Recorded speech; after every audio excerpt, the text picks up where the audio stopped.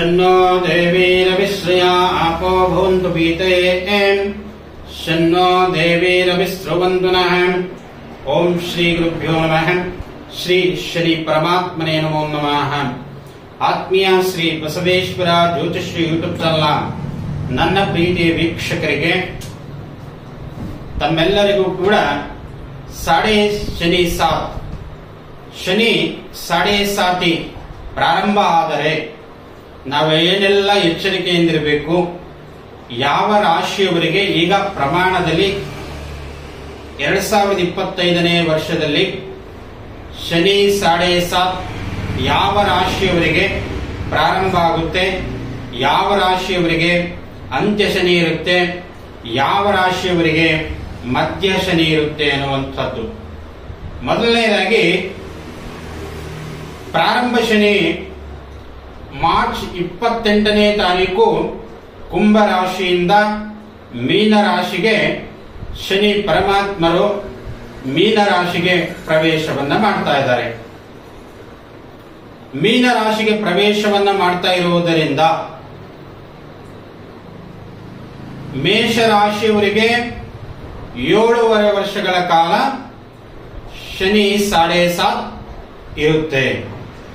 ಇನ್ನ ಮೀನ ರಾಶಿಯವರಿಗೆ 5 ವರ್ಷಗಳ ಕಾಲ ಶನಿ ಸಾಡೆ ಸಾತ್ ನಡೀತಾ ಇರುವಂತಹದ್ದು. ಹಾಗೆ ಕುಂಭ ರಾಶಿಯವರಿಗೆ ಅಂತ್ಯ ಶನಿ 2.5 ವರ್ಷಗಳ ಕಾಲ ಕುಂಭ ರಾಶಿಯವರಿಗೆ ಅಂತ್ಯ ಶನಿ ಅನ್ನುವಂಥದ್ದು ಇರುತ್ತೆ ಅನ್ನುವಂಥದ್ದು. ಹಾಗೆ ಶನಿ ಸಾಡೆ ಸಾತ್ ಪ್ರಾರಂಭ ಆದಾಗ ಯಾಕೆ ನೀವು ಭಯಪಡ್ತೀರಾ? ನಾವೇನಾದ್ರೂ ತಪ್ಪುಗಳನ್ನು ಮಾಡಿದ್ರೆ ಭಯವನ್ನ ಪಡುವಂಥದ್ದು ಅವಶ್ಯಕತೆ. ನಾವೇನೋ ತಪ್ಪು ಮಾಡಿಲ್ಲ ಅಂದ್ರೆ ಯಾವ ಶನಿ ಸಾಡೆ ಸಾತು ಕೂಡ ನಮ್ಗೆ ಏನು ತೊಂದರೆಗಳನ್ನ ಕೊಡೋಲ್ಲ ಅಂತ. ಅದು ಯಾವ ರೀತಿ? ನಾವೇನಾದ್ರೂ ಕರ್ಮಗಳನ್ನ ಮಾಡಿದ್ರೆ ಇನ್ನೊಬ್ಬರಿಗೆ ಹಿಂಸೆಯನ್ನ ಕೊಡೋದು, ಅಥವಾ ಇನ್ನೊಬ್ಬರ ಹತ್ರ ಏನಾದ್ರೂ ಸಮಸ್ಯೆಗಳನ್ನ ತಂದು ಕೊಡುವಂಥದ್ದು, ಅಥವಾ ಇನ್ನೊಬ್ಬರಿಗೆ ನಿಂದನೆ ಮಾಡುವಂಥದ್ದು,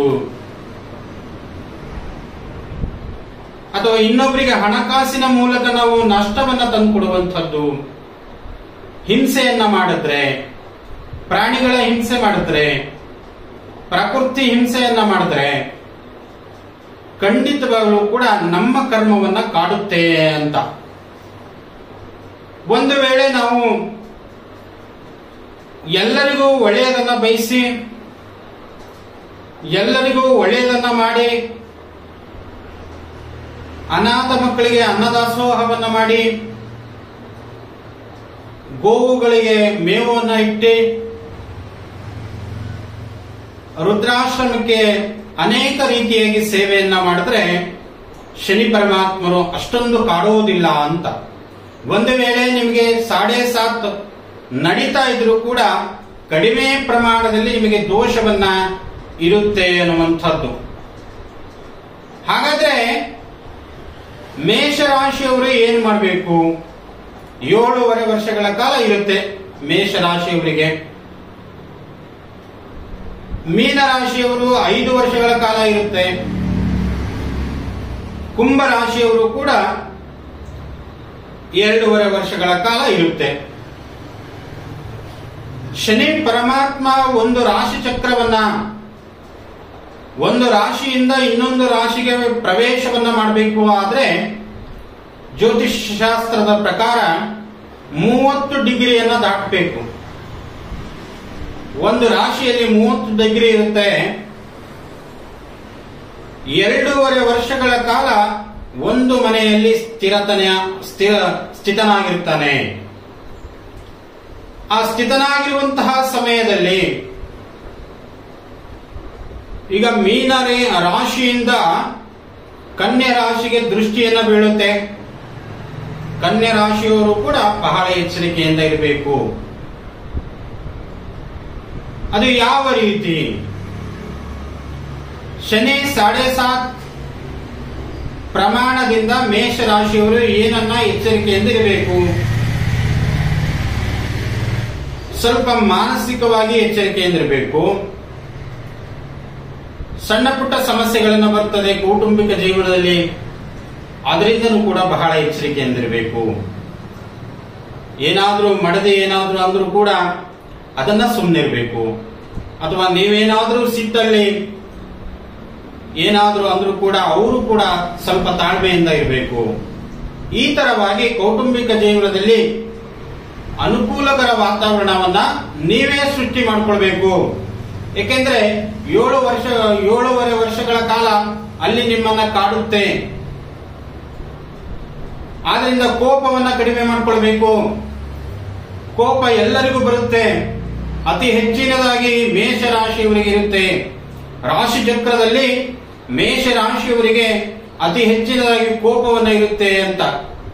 ಏಕೆಂದ್ರೆ ನಿಮ್ಮ ರಾಶಿಯಾಧಿಪತಿಯಾಗಿರ್ತಕ್ಕಂಥವನು ಕುಜನಾಗಿರ್ತಾನೆ. ಕುಜ ಅಂತಂದ್ರೆ ಸಿಟ್ಟು, ಬಡಕು, ಗಾಬರಿ ಈ ತರವಾಗಿ ಕಾರಕನಾಗಿರ್ತಾನೆ. ಆದ್ರಿಂದ ಮೇಷರಾಶಿಯವರು ಬಹಳ ಸಂಯತೆಯಿಂದ ನಡವಳಿಕೆಯಿಂದ ಇರಬೇಕಾಗಿರ್ತಕ್ಕಂಥದ್ದು ಈ 5 ವರ್ಷಗಳ ಕಾಲ. ಅನಂತರವಾಗಿ ನೀವು ನಾನಾ ರೀತಿಯಾಗಿ ಸಾಮಾಜಿಕವಾಗಿ ಕಾರ್ಯಕ್ರಮಗಳನ್ನು ಮಾಡ್ತೀರಾ.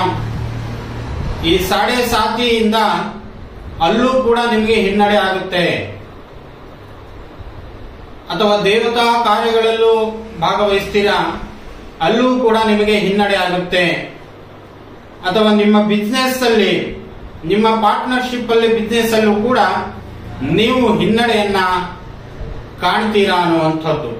ಆದ್ರಿಂದ ಬಹಳ ಎಚ್ಚರಿಕೆಯಿಂದ ನಿಮ್ಮ ವ್ಯವಹಾರವನ್ನ, ನಿಮ್ಮ ಕೆಲಸಗಳನ್ನ ಬಹಳ ಎಚ್ಚರಿಕೆಯಿಂದ ಮಾಡ್ಕೊಳ್ಳಿ ಅನ್ನುವಂಥದ್ದು. ಹಾಗೆ ಮೀನರಾಶಿಯವರು 2.5 ವರ್ಷಗಳ ಕಾಲ ಬಹಳ ಎಚ್ಚರಿಕೆಯಿಂದಿರಬೇಕು. ಈ ಮಾರ್ಚ್ 28ರಿಂದ 2.5 ವರ್ಷಗಳ ಕಾಲ ಎಷ್ಟು ಪ್ರಮಾಣದಲ್ಲಿ ನೀವು ಎಚ್ಚರಿಕೆಯಿಂದಿರ್ತೀರೋ ಅಷ್ಟೇ ಪ್ರಮಾಣದಲ್ಲಿ ನಿಮ್ಮ ಆರ್ಥಿಕ ವೃದ್ಧಿ ಆಗುತ್ತೆ. ಇಲ್ಲ ಅಂತಂದ್ರೆ ಬಹಳ ಕಷ್ಟದಲ್ಲಿ, ತೊಂದರೆಗಳಲ್ಲಿ ಅಥವಾ ಆರೋಗ್ಯ ಸಮಸ್ಯೆಯಲ್ಲಿ ನೀವು ಸಿಕ್ಕಾಕೊಳ್ತೀರಾ. ಆದಷ್ಟು ಸಾಮಾಜಿಕವಾಗಿ, ದೈಹಿಕವಾಗಿಯೂ ಕೂಡ ನಿಮ್ಮ ಕೆಲಸ ಕಾರ್ಯಗಳನ್ನ ಮಾಡಿಕೊಂಡು ಬನ್ನಿ. ಹಾಗೆ ಕುಂಭರಾಶಿಯವರು ಅಂತ್ಯ ಶನಿಯಲ್ಲಿದ್ದೀರಾ. ಖಂಡಿತವಾಗೂ ಕೂಡ ನಿಮಗೆ ಒಳ್ಳೇದಾಗುತ್ತೆ. ಏನು ಸಮಸ್ಯೆಗಳನ್ನ ಕಾಣುವುದಿಲ್ಲ ಅಂತ. ಹಾಗಾದ್ರೆ ನೀವೇನೇನೋ ಕರ್ಮಗಳನ್ನು ಮಾಡ್ಕೊಂಡು ಕೂತ್ಕೋಬೇಡಿ.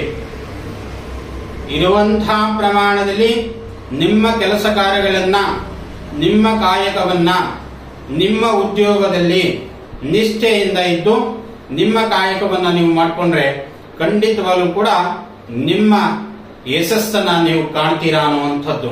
ಹಾಗೆ ಶನಿ 7.5 ಯಾವಾಗ್ಲೂ ಕೂಡ ಒಂಥರ ಭಯವನ್ನ ಪಡ್ತೀರಾ. ನಾನೇನು ತಪ್ಪು ಮಾಡಿಲ್ಲ ಅಂದ್ರೆ ಯಾಕೆ ಭಯವನ್ನ ಪಡ್ತೀರಾ ನೀವು? ಶನಿ ಯಾವುದೇ ಕಾರಣಕ್ಕೂ ಕೂಡ ನೀವು ತಪ್ಪು ಮಾಡಿಲ್ಲ ಅಂದ್ರೆ ನಿಮ್ಮನ್ನು ಟಚ್ಚೇ ಮಾಡಲ್ಲ,